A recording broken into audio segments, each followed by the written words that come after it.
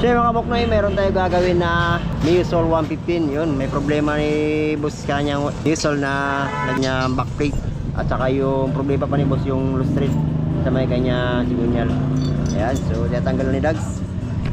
So mga kabuknoy, itong problema ni boss, dinala sa atin, wala nang ano, wala nang cover, wala na yung belt, bola, wala na. So yung problema ni boss, ayaw matanggal ito.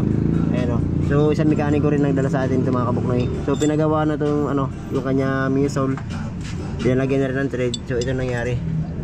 Yun, loose thread pa rin mga kabuknoy. So ang problema ngayon ni boss yung kanyang ano, backplate ayaw rin matanggal. So tanggalin muna natin yan bago natin ibalik standard yung kanyang ano, thread sa may kanya sigunyal. Ayun o. Yan, ito yung problema ni boss. So ibabalik standard natin yan mga kabuknoy. So tanggalin ko muna yung backplate. So gamit yung ating puller ito. Ayan. So yung mga kabuknoy, tanggalin mo ko muna yan yung backplate. Saka yung bushing na yun, nag-stack up na rin yun. So ang gagawin natin, gagamit tayo yung puller ng pang sniper.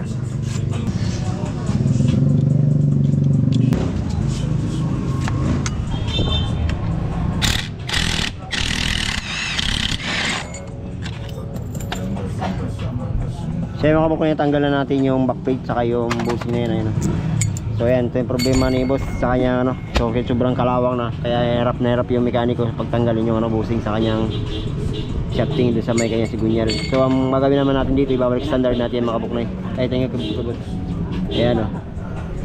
Ito na yung bushing nya, saka ito yung backplate. Yun, tanggalin natin.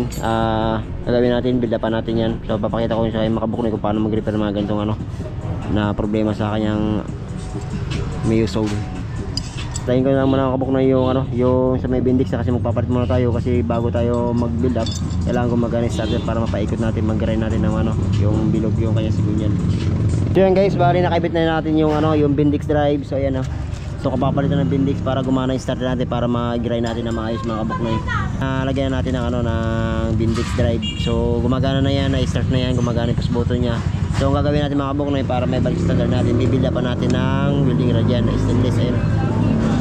Babalik standard natin mga kabuknoy kasi itong problema na may-ari yung kanyang sigunyal sa may pulley. Yun. So bali pinagawa na rin itong mga kabuknoy. So nalusad uli, hindi ko alam kung anong ginawa rito. So ang gusto nung nagdala sa atin yung mekaniko, ibabalik standard natin yan. So build upan ko muna.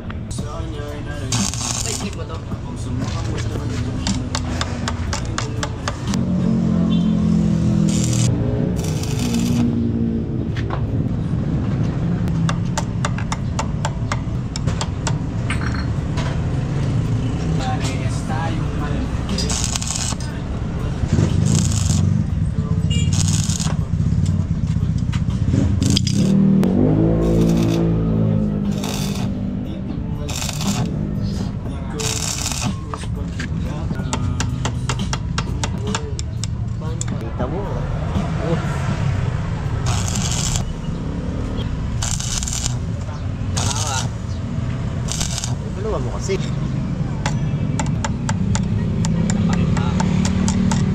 okay guys, na build up na natin yung ating sigunyal ay no. So igagarain na natin yan, bibilugin natin yan para makuha natin yung tamang sukat sa ano, kanyang sigunyal para may lagyan natin ng thread na standard. Ayan no. So yung mga kabuknoy, na lagyan natin ng ano, yung harap sa may ano, tail nya. Lagyan muna natin ng ano, harap para yung pag in-start natin niluluwa yung bushing dyan. So igagarain na natin yan mga kabuknoy.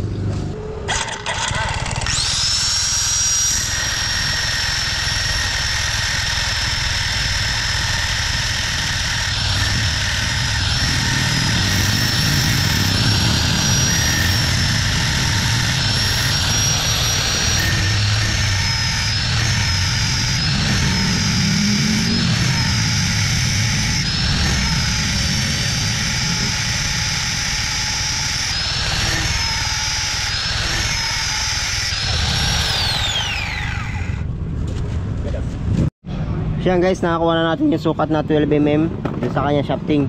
So kailangan makakuha tayo ng sukat na 12mm. Ayan o, para sa standard na thread.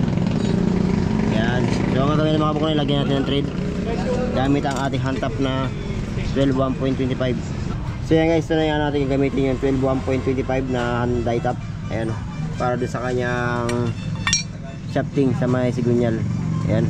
So lagyan ko muna ng thread mga kabuknoy dahil nga nakuha na natin yung sukat ng 12mm. So lalagyan natin ng thread yan. Yun.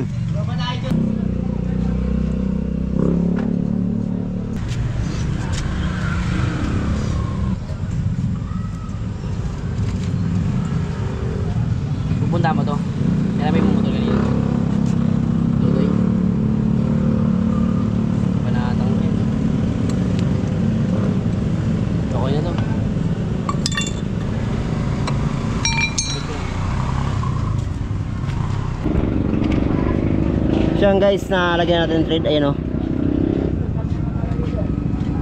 Yan, so nibalik yung standard natin. Ito na yung gagamitin natin na volt.